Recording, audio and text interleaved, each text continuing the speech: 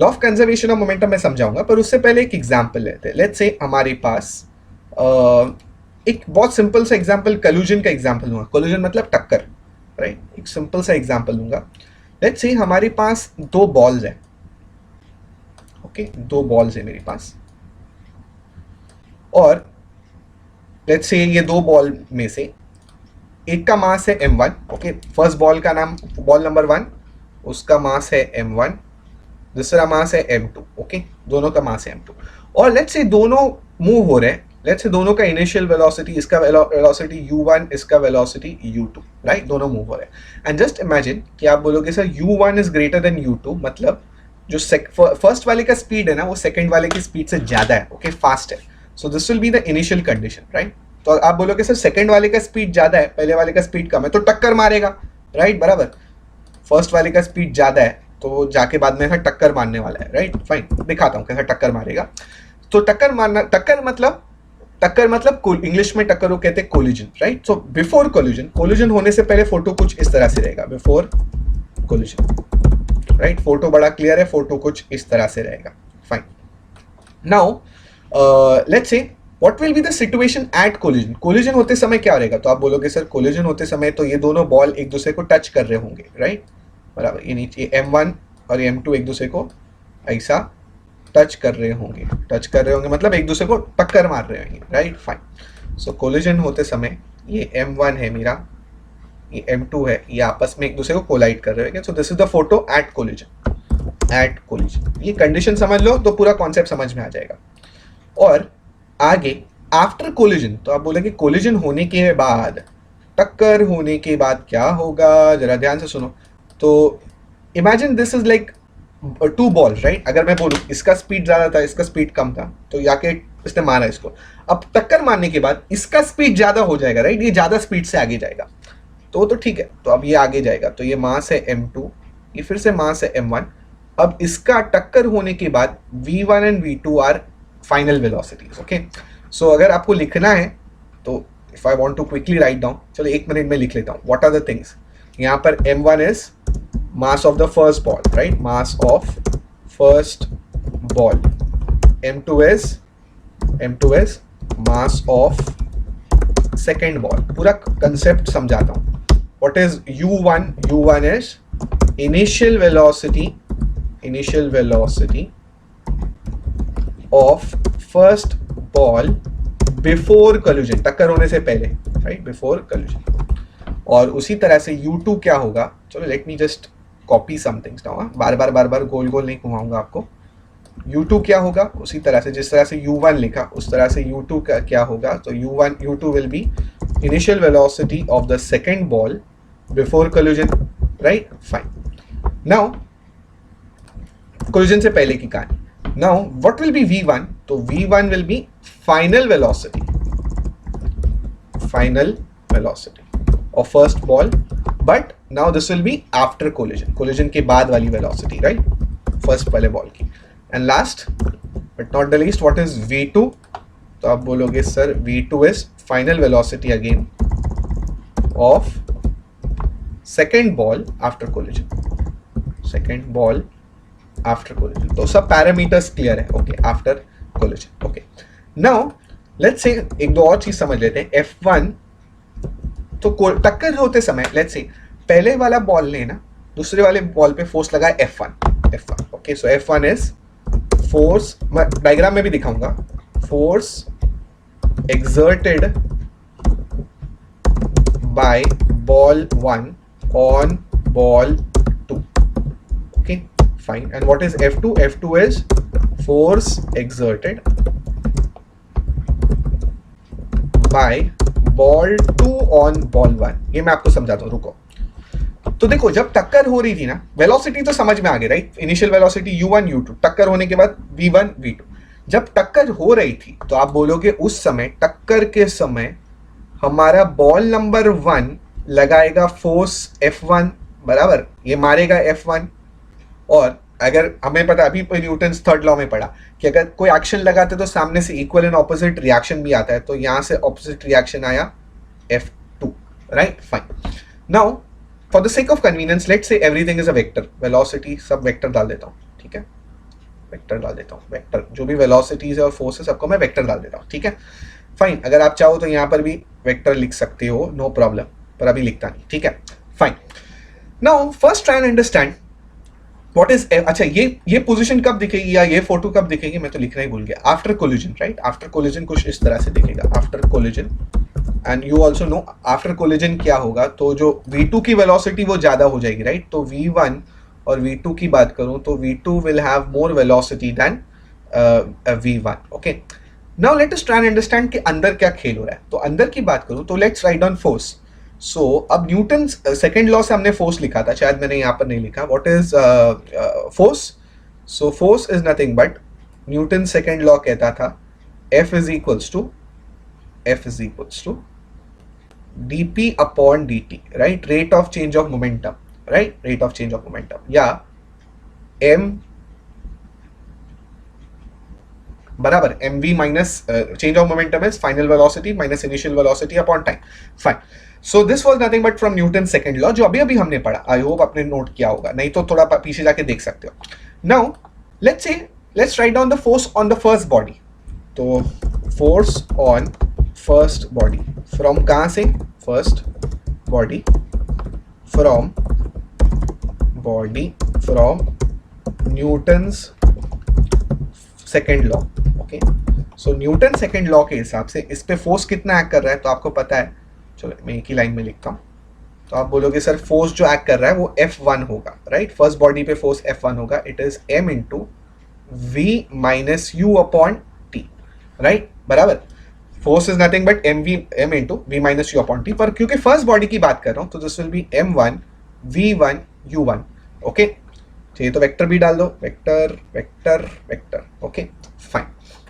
Now उसी तरह से लेट अस फाइंड आउट के what is the force acting on the second body. So force on second, और on second body बोलने की जगह या बाय सेकंड बॉडी बोलना अच्छा है। फोर्स मैं ऊपर भी करेक्ट कर देता हूं, by second body from Newton's second law, from Newton's second law, okay. Second law में SEC ऐसा पूरा ही लिखना अच्छा, क्योंकि वो कंफ्यूजन हो सकता है। तो एक काम करता हूँ, ऊपर वाले को भी मैं चेंज कर देता हूँ, इसको बाय कर देता हूँ और इसको सेकेंड लॉ पूरा लिख देता हूँ, ठीक है, ताकि आप कंफ्यूज ना हो, क्योंकि सेकेंड लॉ सेकेंड बॉडी में हो सकता है कोई कंफ्यूज हो जाए, ठीक है। तो मैं बोलता हूँ force by first body, force by first body by Newton's second law.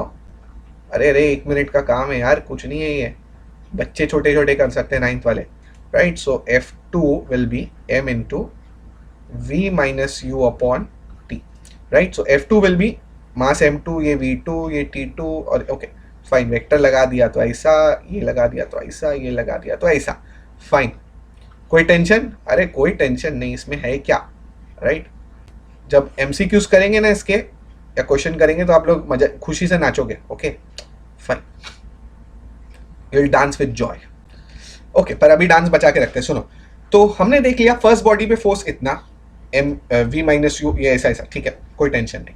अब बारी है न्यूटन के थर्ड लॉ को लेके आने की। सो न्यूटन का थर्ड लॉ क्या कहता है, वेक्टर के फॉर्म में, by Newton's third law, Newton's apostrophe है third law.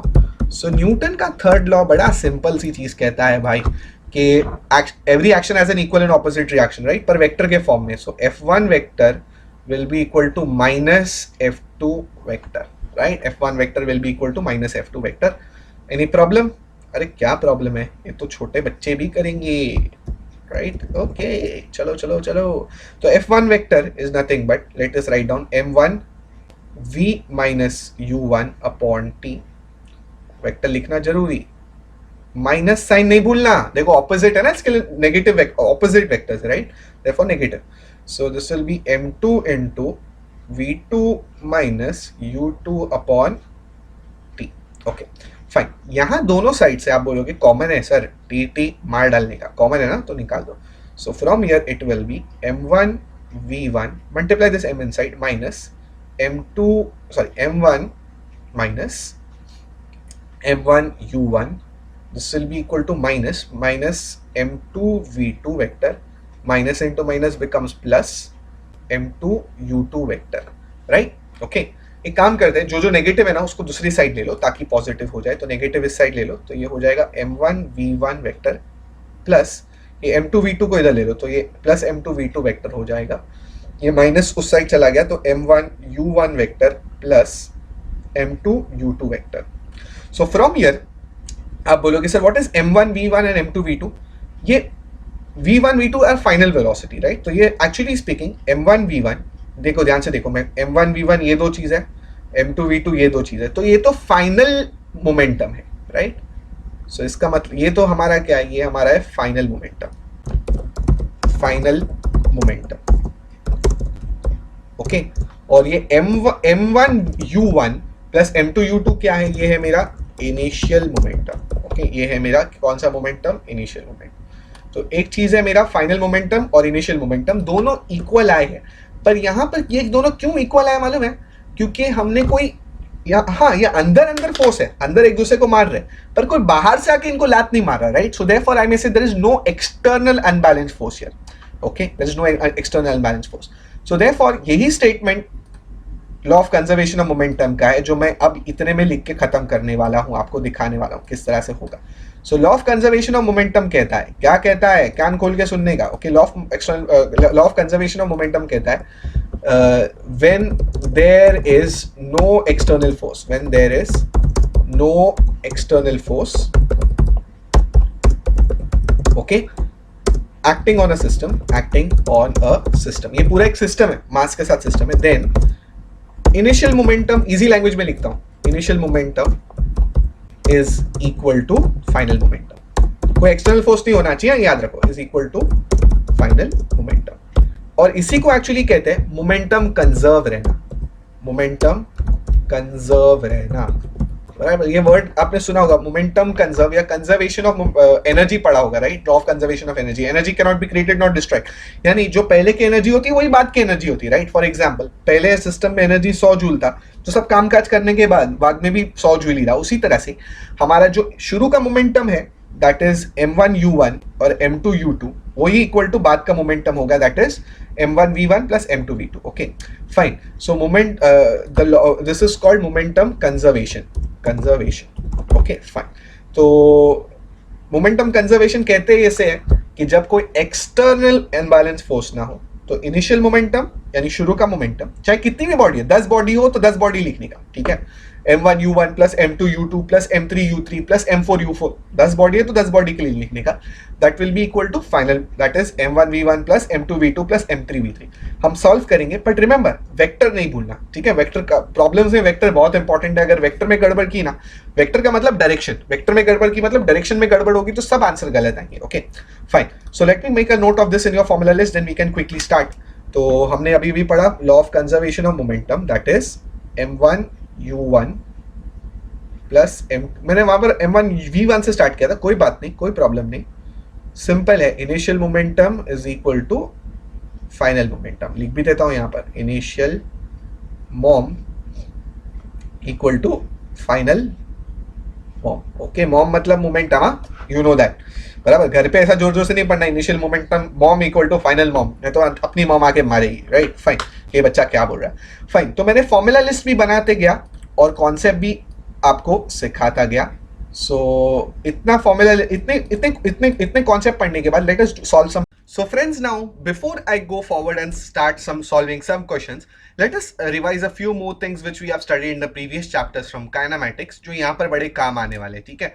One of that concept is the equation of motion. You know the 3 equations of motion, right? मुझे बताने की जरूरत नहीं, मैं डायरेक्ट उनको formula list में डाल देता हूँ। Okay, so let's open my formula list and let us put formula number 7, 8 and 9. Those will be nothing but my equations of motion, right? So let's say equation of motion, पहला वाला v is equals to u plus at, right? You know what is a, you know what is u, you know what is v, right? पता है हमें, initial velocity, final velocity, time, acceleration is a, right? Second equation is v square is equals to u square plus 2as, and third one is nothing but s is equal to ut plus half a t square, okay? तो ये 3 equation of motion है, हमको मालूम है इनके बारे में क्या होते हैं, कहाँ से आते हैं, अभी इसके डिटेल में जाने की जरूरत नहीं है, अगर पता करना हो तो you can study what are the concepts in kinematics. Okay, kinematics से हम रिवाइज कर सकते हैं 3 कैसे इक्वेशन, और आपको पूरे डिटेल ही मालूम है इसके। ओके फाइन, ये कहां से आते हैं, खाली मैं लिख लूं एस, शायद मैंने यहाँ पर मेंशन नहीं किया, s is nothing but it stands for the displacement, distance और डिस्प्लेसमेंट। ओके फाइन, तो वेक्टर फॉर्म में भी आते हैं पर mostly we use it in the scalar form. और अब जो क्वेश्चन लेने वाला हूं ना वो इन दोनों को कॉम्बिनेशन होने वाला है। पर before going on to the question let me teach you one more concept. Okay, that is the concept of, basically इस चैप्टर में देखो अलग अलग तरह के फोर्सेस आपको पढ़ने हैं। ओके, फोर्सेस क्यों पढ़ने हैं, क्योंकि इस चैप्टर में आगे जाके आपको बनाना है एफबीडी। अब आप बोलोगे सर एफबीडी ये क्या वर्ड है, एफबीडी मतलब इस चैप्टर में पढ़ाना है आपको free body diagram. F stands for free, D stands for body, D stands for diagram.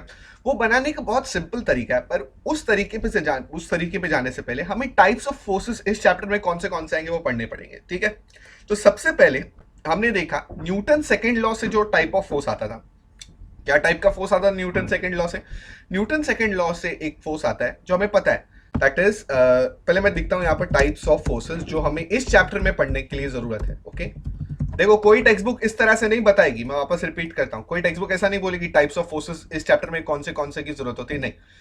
सबसे पहला मैं आपको जो ऑलरेडी मैंने पढ़ाया type of force, it is the force from Newton second law. Okay, Newton second law. So Newton second law से जो force आता है, यू नो कौन सा आता है वो, तो आप बोलोगे सर न्यूटन सेकेंड लॉ जो फोर्स देता है वो क्या होता है, उसका formula F is equals to m into a, बराबर। देखो ऐसे बहुत सारे टाइप ऑफ फोर्सेस में जैसे जैसे पढ़ाते जाऊंगा यहाँ पर इस लिस्ट में ऐड करते जाऊंगा। ठीक है, अच्छा, पर इसके बारे में स्पेशलिटी क्या है। अब आप बोलोगे सर क्या हर बॉडी पे मैं न्यूटन सेकंड लॉ वाला फोर्स लगाऊंगा, the answer is no. For example क्या इस मोबाइल, ये मेरे हाथ में मोबाइल है, क्या इस मोबाइल पे मैं न्यूटन सेकंड लॉ लगाऊंगा, द आंसर इज नो। हम न्यूटन सेकंड लॉ उसी बॉडी पे लगाएंगे जो मोशन में रहेगी। ठीक है, आई रिपीट अगेन, बॉडी अगर मोशन में तो न्यूटन सेकंड लॉ लगाना, वरना मत लगाना। ठीक है, so I can say we should apply this when the body is in motion। ठीक है, तो अभी कुछ एग्जांपल जब लेंगे ना तो देखेंगे, अगर बॉडी मोशन में रही मतलब हिलते डुलते रहे, राइट, बराबर, तो ही उस पे हम न्यूटन का सेकंड लॉ लगाएंगे। ठीक है, अब आप बोलोगे सर न्यूटन का सेकंड लॉ तो ठीक है, पर ये F is equals to ma लगा देंगे, पर कैसा लगाएंगे, इसका डायरेक्शन कैसा होना चाहिए, क्या लेफ्ट लगाऊं या राइट लगाऊं, तो ध्यान से सुनना कैसा लगाना। सो देखो एक बड़ा सिंपल सा रूल है, जो न्यूटन का सेकंड लॉ लगाएंगे ना, लेट्स से फॉर एग्जांपल, ये प्रॉब्लम आगे आपको पढ़ना है। ठीक है, लेट्स से फॉर एग्जांपल, चलो let me not confuse you, एक सिंपल से एग्जांपल से स्टार्ट करता हूं। Let's say you have a road, okay, या ऑब्जेक्ट ऑन द रोड, ठीक है, या सरफेस है, ओके, तो यहां पर लेट्स से ये मेरा ऑब्जेक्ट है। ठीक है, let's say just for an example, let's say this is a car. Okay, car is my favourite example always. So let's say ये मेरे पास एक कार है, ओके, और वो कार जा रही है लेफ्ट टू राइट। ओके, वो जा रही है लेफ्ट से राइट की तरफ। तो देखो मोशन ऑब्जेक्ट का कैसा है, ध्यान से देखना, मोशन कुछ ऐसा है, this is the motion, right, motion. तो रिमेंबर मोशन अगर ऐसा होगा ना, राइट, मोशन अगर लेफ्ट टू राइट है, तो remember force is equals to ma को है ना, हम फिलहाल क्या करेंगे, force is equals to ma को ऑपोजिट लेंगे ऑफ मोशन। ओके, यानी व्हाट डज दैट मीन, इसका मतलब है अगर मोशन लेफ्ट टू राइट है, राइट, तो मैं अब ये जो मेरा ma है, force is equals to mass into acceleration, उसको ऑपोजिट डायरेक्शन में ले लूंगा। Let's say f is equals to ma will be opposite to motion. ये मेरा नोटेशन है, ठीक है, ये मेरा नोटेशन है, आपका अपना नोटेशन हो सकता है। तो मैंने क्या नोटेशन लिया है, apply this when the body is in motion and direction of this is, direction of f is equals to ma is opposite to motion, opposite to motion, motion जैसा भी हो रहा है उसके अपोजिट है। ठीक है, तो आपको पता चल गया, 2 पॉइंट्स याद रखने, ज्यादा कुछ याद भी नहीं करना है इसमें, राइट। पहला पॉइंट क्या याद रखना है कि कब लगाना है, जब बॉडी मोशन में हो। दूसरा पॉइंट कब लगाना, कैसा लगाना है, तो आप बोलोगे सर अगर मोशन ऐसा हो रहा है तो f इंटू एम ऐसा होगा, राइट, अगर मोशन ऐसा हो रहा है तो f इंटू एम ऐसा होगा, राइट, अगर मोशन ऊपर से नीचे जा रहा है तो f इंटू एम ऊपर जाएगा, right. Remember this, I repeat again, बड़ा इंपॉर्टेंट है। अगर मोशन ऐसा है, फॉर एग्जाम्पल लेट्स से मेरे पास ये मोबाइल फोन है, अगर मैं ऐसा ड्रॉप करता हूँ, राइट, नीचे गिर रहा है, तो अगर कोई ऑब्जेक्ट नीचे गिर रहा है तो f इंटू एम ऊपर की तरफ एक्ट करेगा। Okay fine, f into m ऊपर की तरफ एक्ट करेगा and so on. Okay fine, so now इतना अगर समझ में आ गया तो let's start and understand the concepts. Okay, तो अब मैं चाहता हूं हम कुछ क्वेश्चंस ले लें, लेट अस सी। बट अगर मैं बोलूं एक और चीज, एक और चलो कॉन्सेप्ट आपको पढ़ा ही देता हूं, ठीक है। ये जो F equal to m a है ना, कभी कभी when there will be two forces ना, तो ये F equal to m a हम नेट फोर्स पे लगाएंगे, ठीक है। मैं लिखता नहीं हूं, सिर्फ बोल देता हूं क्योंकि अब मैं एक क्वेश्चन करने वाला हूं। So come on, let us see this question, very interesting, बहुत मस्त क्वेश्चन दिख रहा है। लेट्स सी क्या कहा जाता है, ठीक है। Let us consider two forces F1 and F2 acting on a body of mass 2 kg। Okay, तो ये जो ऑब्जेक्ट का डायग्राम दिया है, एक काम करता हूँ, इस डायग्राम को मैं ऐसा सेपरेटली ले लेता हूँ, चाहिए तो इस डायग्राम को थोड़ा सा बड़ा भी कर देता हूँ, ठीक है। तो आप बोलोगे सर ये दो फोर्सेस एक्ट कर रहे हैं, F1 ऐसा एक्ट कर रहा है, F2 ऐसा एक्ट कर रहा है, राइट, बराबर। ये ऑब्जेक्ट, ये फोर्सेस इस तरह से हमारे बॉडी पर एक्ट कर रहे हैं। अब मैं इसका काम करता हूं, देखो मुझे मास के बारे में भी डिटेल दिया है, राइट। मास कितना है, तो आप बोलोगे sir mass of this body is 2 kg, ठीक है। तो मास भी लिख देता हूं, काम आएगा, F is equals to m a में काम आएगा, ठीक है। आज shown in the figure F1 is 10 newton, तो जो F1 ऐसा आ रहा है ना वो 10 न्यूटन है, ठीक है। तो इसका वैल्यू लिख देता हूं यहाँ पर नीचे, ये 10 न्यूटन है, and F2 is 2 Newton. Okay, तो देखो F1 ऐसा धक्का मार रहा है 10 न्यूटन, F2 ऐसा धक्का मार रहा है 2 न्यूटन, तो जीतेगा कौन?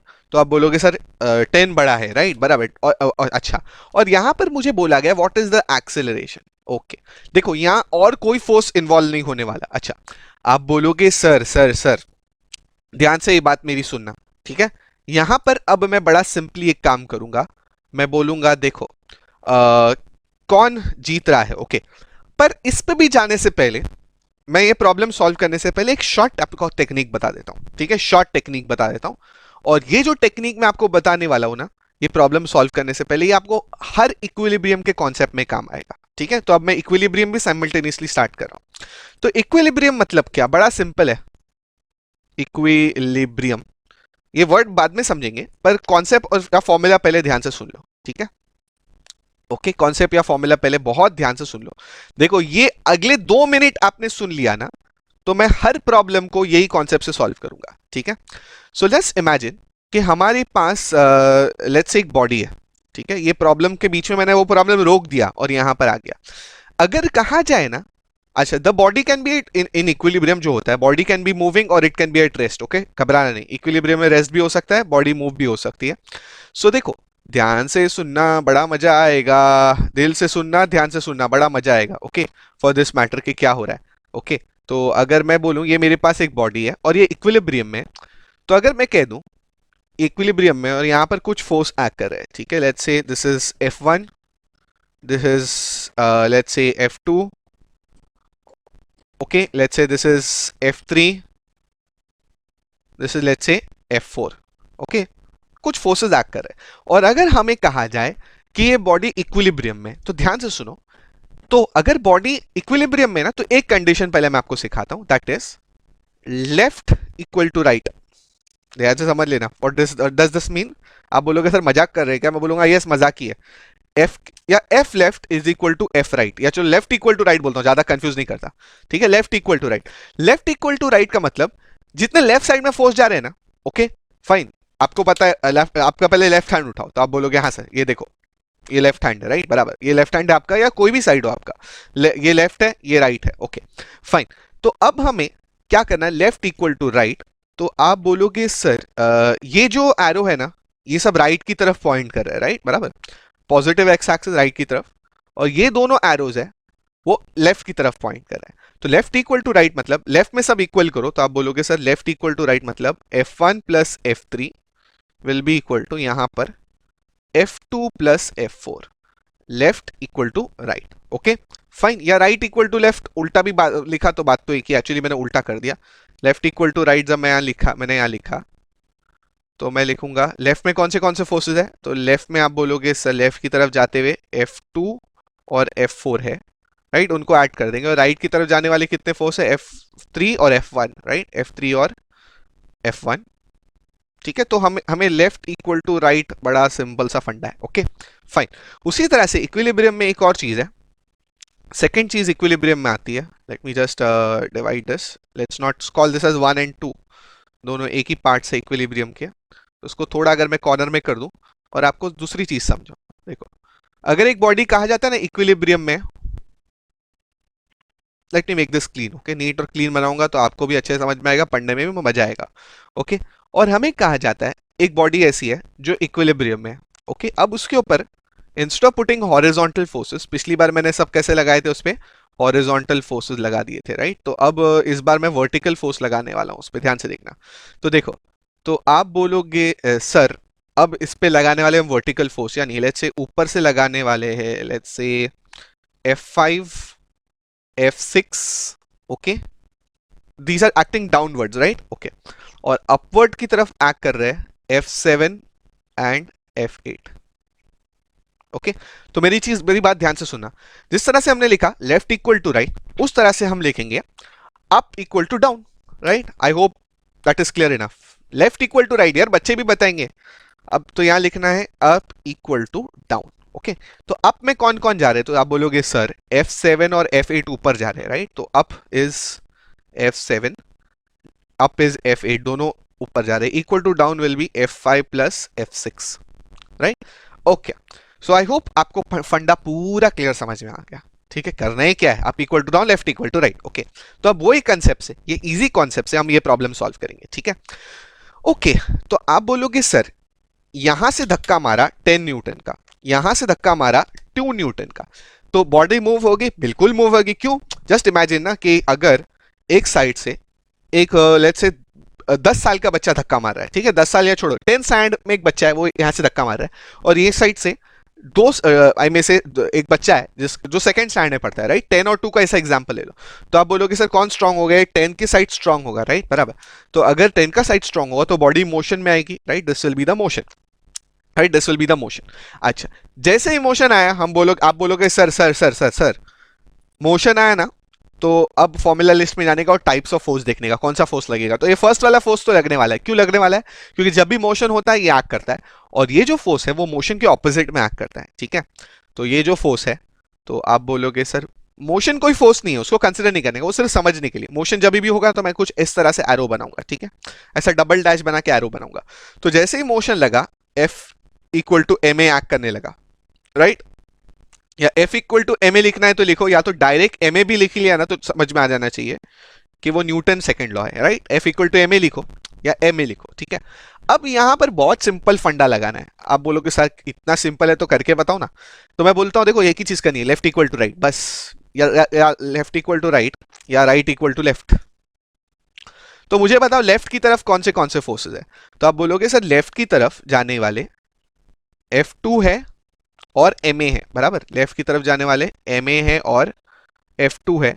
और राइट की तरफ कौन जा रहा है? राइट की तरफ जा रहा है F1, राइट, राइट की तरफ जा रहा है F1। बहुत सिंपल है यार, है क्या ये। Left equal to right, left की तरफ जा रहे हैं MA और F2 दोनों, तो मैंने उसको दोनों को लिख दिया। राइट की तरफ जा रहा है F1। Now let's substitute whatever you know. तो हमें M की वैल्यू पता है, M is 2, this will B A। F2 हमें पता है 2, दिस F1 इज 10, ठीक है। मैं टेक्स्ट बुक जो नोट्स है ना उसके थोड़ा मेथड अलग जा रहा हूँ, ठीक है। ये सिंपल मेथड करा रहा हूँ, ज्यादा कॉम्प्लिकेटेड मुझे पढ़ाना पसंद भी नहीं, right. So this will B 10 minus 2, so 2a will be equal to 8, right। 10 minus 2 ले लिया यहाँ पर, तो 8, so a will be equal to 8 upon 2, so a will be equal to 4 metre per second square, okay, fine.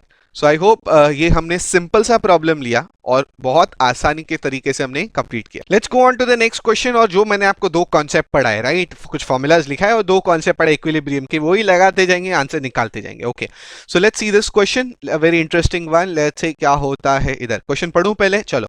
सो अब बस start from rest, okay. सो बस rest से start हुई है। रेस्ट से स्टार्ट हुई मतलब जब वो स्टार्ट हुई थी तो उसकी इनिशियल वेलोसिटी थी 0, राइट। रेस्ट से स्टार्ट होना मतलब u इक्वल टू 0, ओके। तो मैं कहीं लिख देता हूं, वरना आप बोलोगे सर ये क्या बोल रहे हो, नहीं पता है, ऐसा पता वैसा पता। तो याद रख लो, बहुत सारे स्टूडेंट्स मुझे ऐसे ही बोलते हैं सर रेस्ट में मतलब क्या। तो रेस्ट का मतलब स्पीड इज 0, ओके। रेस्ट मतलब स्पीड, अगर इनिशियली रेस्ट है तो u equal to 0, okay, fine. और अगर कभी कभी बोलते हैं फाइनली रेस्ट पे आ जाती है तो v विल बी 0, ओके। अच्छा, तो फॉर्मूला मैंने डाल दिया और ये हम कर रहे थे क्वेश्चन नंबर 5, ओके।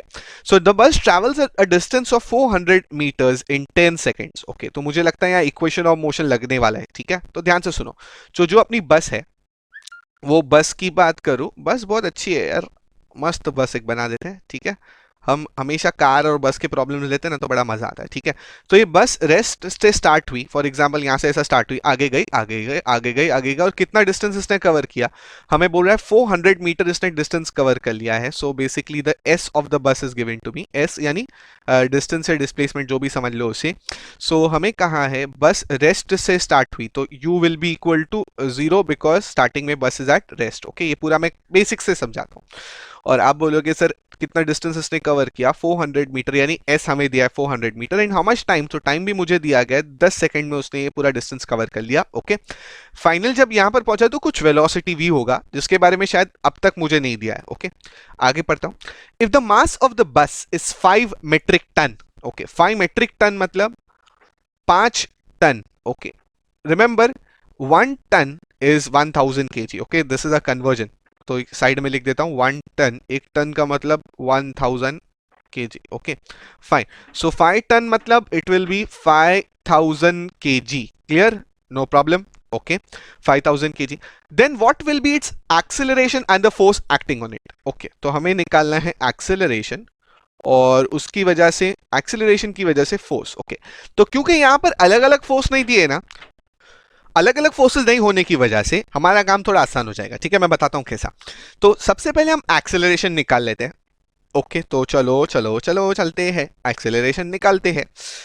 एक्सेलरेशन निकलेगा कैसा, तो v नहीं पता, s पता है, u पता है, t पता है। Okay, let's use equation of motion. तो कौन सा वाला इक्वेशन ऑफ मोशन यूज करना पड़ेगा, तो वैसे तो हमारे पास तीन तीन है, पर क्या तीनों यूज करेंगे, you should know this trick. Okay, मैंने पहले भी आपको वीडियो बताया कौन सा इक्वेशन ऑफ मोशन कब यूज करने का। तो देखो, इसके लिए मैं एक गेम खेलता हूं, पता ना पता। ओके, पता नहीं पता, तो जो पता है वो लेफ्ट साइड पे लिखने का, जो नहीं पता है वो राइट हैंड साइड पे लिखने का। तो फर्स्ट इक्वेशन की बात करूं तो इसमें u पता, t पता। ओके, नहीं पता यानी a और v नहीं पता। ओके, तो फर्स्ट इक्वेशन में पता नहीं पता हमने खेल लिया। सेकेंड इक्वेशन में हमें v नहीं पता, a नहीं पता, मतलब ये भी यूज नहीं कर सकते, राइट। जहां पर कोई एक चीज नहीं पता है ना, वो यूज कर सकते हैं, ठीक है फाइन। तो इस इक्वेशन में हमें सिर्फ a नहीं पता, बाकी सब पता, राइट। s की बात करूं, t की बात करूं, u की बात करूं, सब मुझे पता। तो let's use the last one. Okay, so last वाला यूज करते हैं, s is equal to u plus at, right? S is equals to S is equals to ut plus half at square. So S is how much, 400, 400 will be, u is 0, time is 10 plus half a तो निकालना है into t square. Okay, so जल्दी से करता हूँ, time बचाता हूँ, 0 into 10 चला जाएगा, this will be half into a, 10 square will be 100, 100 upon 5 will be 100 upon 2 will be 50, so this is 50a, ये है 400, so उल्टा लिखो तो 50a equal to 400 and a will be equal to 400 upon 50, so therefore ये कितना, ये है 8 metre per second square. Okay, simple है, इजी है। सो एक बार a मिल गया ना, और क्योंकि यहाँ और कोई फोर्सेस इन्वॉल्व ही नहीं है, राइट, कोई एक्सटर्नल फोर्स यहाँ वहां धक्का लग ही नहीं रहा है, तो बड़ा सिंपल से आप बोल दोगे सर कोई और फोर्स तो इन्वॉल्व नहीं है, तो एक ही फोर्स लगने वाला है, that is equal to F, that is F equal to m a. So अगर F equal to m a है तो एम है हमारे पास 5000, ए है 8, तो जो भी वैल्यू है निकाल लेना, मैं मल्टीप्लाई कर देता हूं, तो 8 5 40, सो 40 तो ठीक है, उसके साथ 1 2 3 और 0 लग जाएंगे, आंसर आ जाएगा Newton. Okay, so with this हमने ए भी निकाल लिया और विद दिस हमने एफ भी निकाल लिया, ठीक है, सिंपल सा क्वेश्चन था। आगे बढ़ते हैं, after fifth one let's go on to the next question, that is question number 6। तो मैंने कुछ क्वेश्चन ऑलरेडी यहाँ निकाल के रख दिए, we'll go up and fast quickly solve this one. Okay, fast fast जाना है। A stone of mass 1 kg is thrown with a velocity of 20 meter per second across the frozen surface of the lake and it comes to rest. Okay, तो अब देखो, initially हमने उसको speed लगा के throw किया, फाइनली वो rest पे आ रहा है, तो जब वो फाइनली रेस्ट पे आ रहा है तो उसकी initial v will be equal to 0, right. अगर वो रेस्ट से स्टार्ट होता है तो u इक्वल टू 0, अगर वो रेस्ट पे खत्म होता है तो v इक्वल टू 0। तो देखो, हमने एक स्टोन को थ्रो किया है, जस्ट इमेजिन ये हमारा सरफेस ऑफ आइस सरफेस है, राइट, और इस स्टोन को हमने स्टार्ट किया, और आप बोलोगे सर थ्रो किया। ओके, क्या किया हमने, इसको थ्रो किया, तो थ्रो जब किया तो ये यहां से निकला।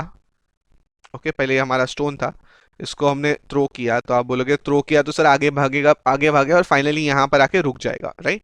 सो यहाँ पर हमने जब फेंका था स्टोन को, सबसे पहले स्टोन के बारे में मुझे बताऊं तो मास मुझे पता है 1 kg, ओके।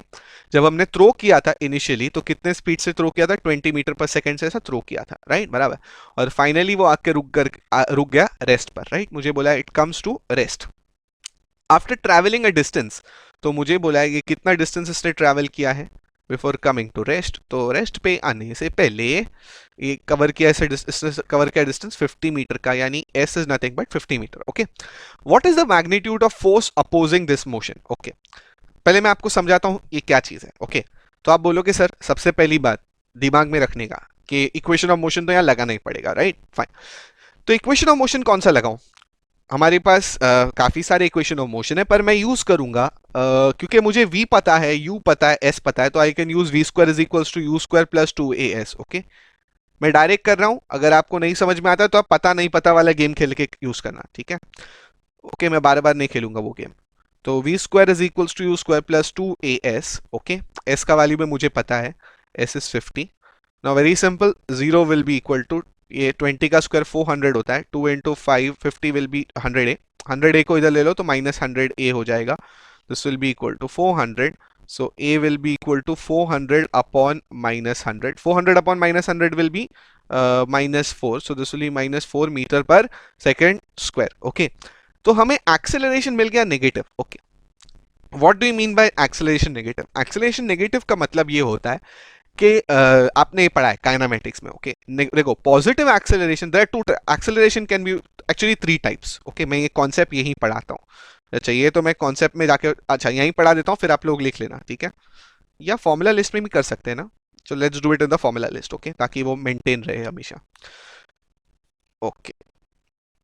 सो एक्सेलरेशन 3 प्रकार के होते हैं, एक्सेलरेशन 3 टाइप के होते हैं। सबसे पहला होता है पॉजिटिव एक्सेलरेशन, फिर नेगेटिव एक्सेलरेशन, फिर और zero acceleration, okay. So let's keep it like this. सबसे पहले होता है पॉजिटिव एक्सेलरेशन, एक लेट्स से जीरो एक्सेलरेशन, और ये है नेगेटिव एक्सेलरेशन, ओके। तो याद रखो जब एक्सेलरेशन पॉजिटिव होगा ना, तो यानी a का वैल्यू जब पॉजिटिव होगा, यहां पर a का वैल्यू 0 होगा, यहां पर a का वैल्यू नेगेटिव होगा। तो जब पॉजिटिव एक्सेलरेशन होगा तो बॉडी की स्पीड बढ़ेगी, ओके, राइट। तो व्हाट विल दिस हैपन, यहां पर स्पीड इंक्रीज होगी, राइट। ये काइनेमेटिक्स की कॉन्सेप्ट है, यहां स्पीड इंक्रीज होगी, ओके। अगर जीरो एक्सेलरेशन रहेगा तो स्पीड सेम रहेगी, राइट। और अगर नेगेटिव एक्सेलरेशन रहा तो स्पीड डिक्रीज होगी, और इस स्पीड डिक्रीज को ही कहा जाता है रिटार्डेशन, ओके। इसको भी रिटार्डेशन कहा जाता है नेगेटिव में, या और यहां पर एक ऑपोजिट फोर्स एक्ट करता है, ठीक है, ऑपोजिट फोर्स एक्ट करता है, ऑपोजिट फोर्स एक्ट करता है, ओके। तो ये एक्सेलरेशन की पूरी कहानी है।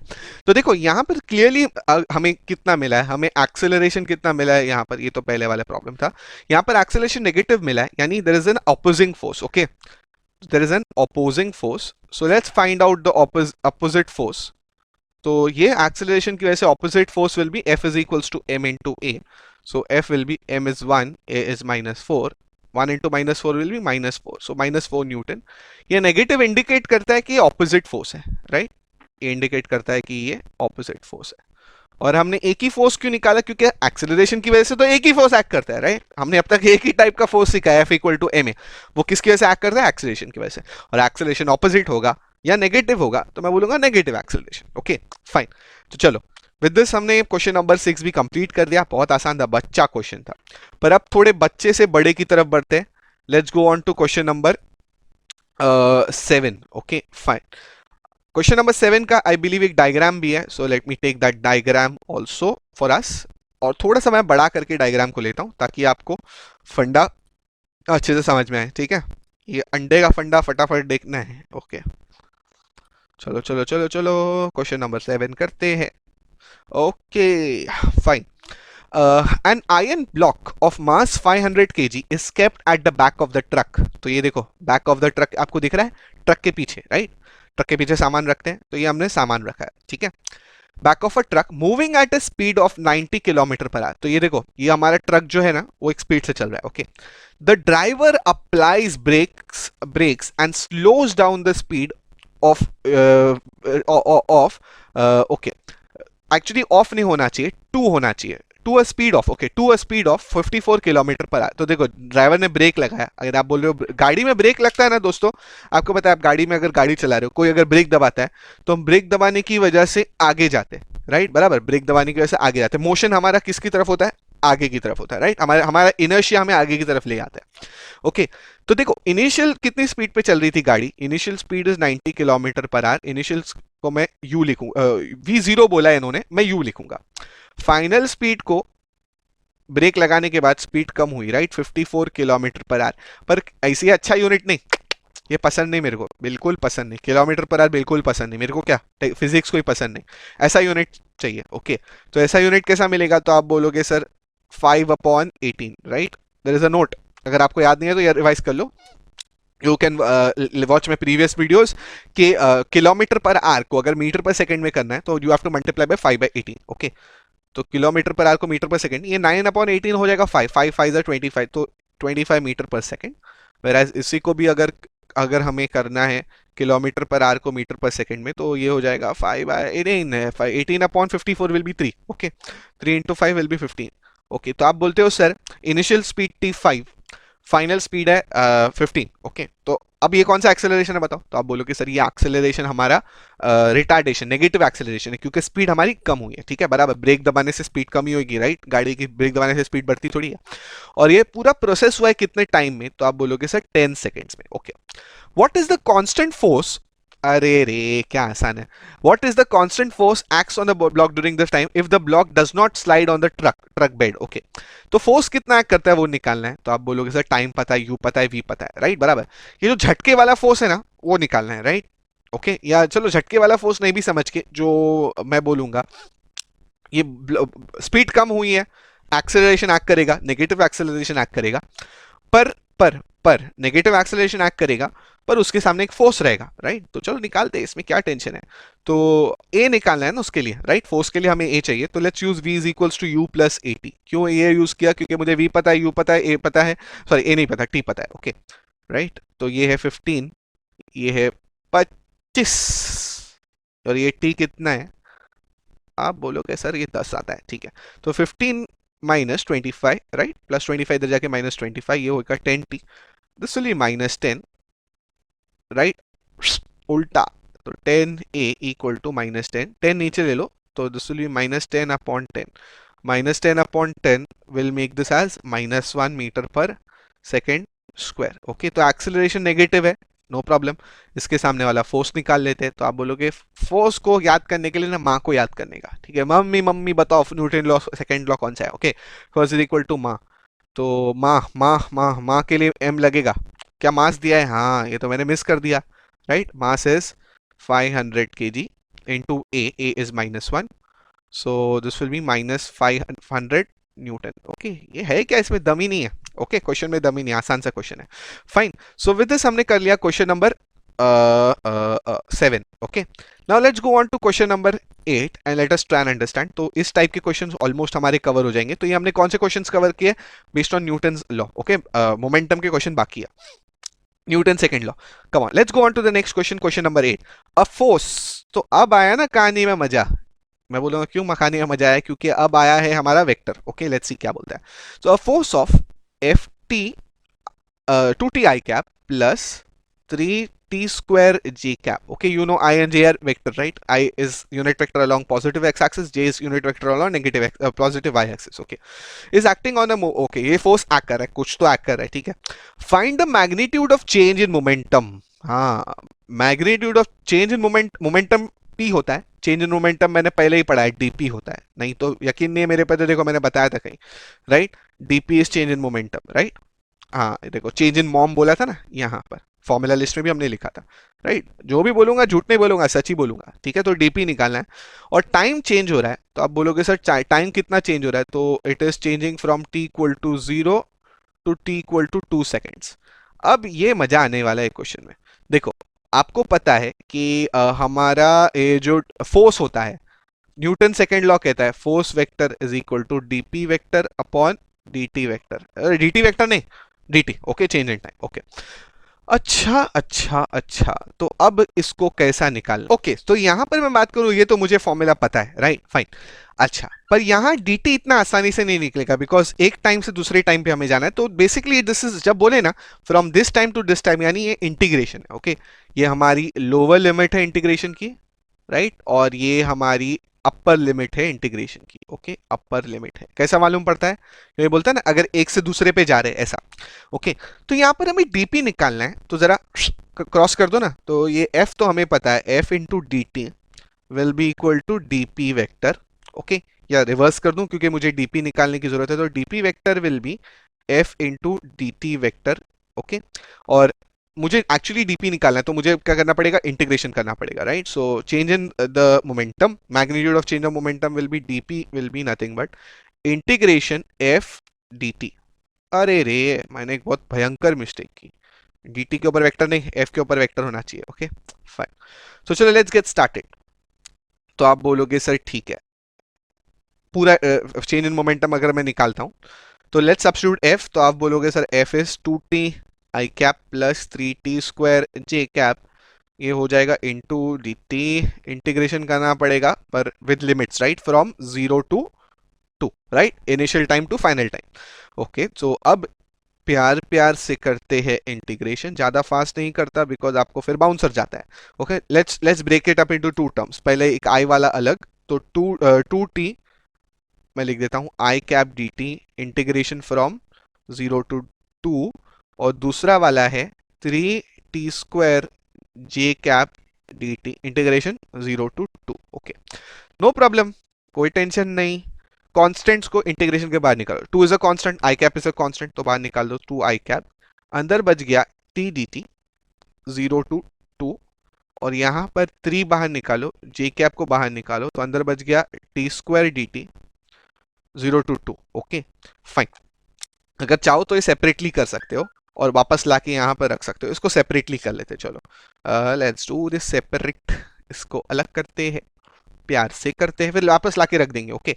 तो integration of t d t is nothing but power 1 है, तो integration of t is basically 1+1 वाला rule, so 1+1 upon 1+1 integration from 0 to 2, तो ये होगा t square upon 2 0 to 2, upper limit रखो तो ये हो जाएगा 2 square upon 2 minus 0 square upon 2, right. 2 square upon 2 will be 4 upon 2, ये तो 0 तो खत्म हो गया, 4 upon 2 will be 2, so 2 minus 0, 2 minus 0 will be 2, okay. So इस तरह से हमने इतना को सॉल्व कर दिया, इसका आंसर आ गया 2। उसी तरह से इसको उठाओ, इसको पकड़ो और इसको भी सॉल्व करते जाएंगे, ओके, फाइन। चलो चलो चलो, थोड़ा सा ऊपर ले लेता हूँ, जगह कम ना पड़ जाए, ओके। इसको भी उठाएंगे, सेपरेटली सॉल्व कर रहा हूँ, बाद में रख दूंगा, ठीक है। चलो सेपरेटली सॉल्व करने में मजा ही कुछ और है, ठीक है, ज्यादा अपना प्रॉब्लम भी ज्यादा टच नहीं होता है, डिफेंड नहीं होता, okay, fine. So let's solve this further, तो आप बोलोगे ठीक है, लेट्स सी क्या हो रहा है यहाँ पर की मैं बात करूं, तो अब आप बोलोगे T square, integration of T square will be 2+1 upon 2+1, this will be 0 to 2, and this will be 3 upon 3, this will be 0 to 2, right, fine. Upper limit रखो तो ये हो जाएगा 2 cube upon 3 minus 0 cube upon 3, okay, 2 cube मतलब 8 upon 3 minus 1 minus 0, okay, so 8 upon 3 minus 0 will B 8 upon 3, okay, fine. तो चलो अब final step 2 आई cap, और फाइनली यहां से क्या मिला था, तो आप बोलोगे सर इसका आंसर 2 मिला था, ये 3 आई कैप मिला था, और इसका आंसर कितना आया, 8 अपॉन 3 आया, तो यहां से तो कैंसिल हो गया, नो प्रॉब्लम, बिल्कुल नो प्रॉब्लम, ओके। सो यहां से कैंसिल होने के बाद 4 2 into 2 will be 4, so this is 4 I cap plus 8, I am sorry, this is j cap plus 8 j cap, okay. So this is nothing but the change in momentum from here, 4 I cap plus 8 j cap,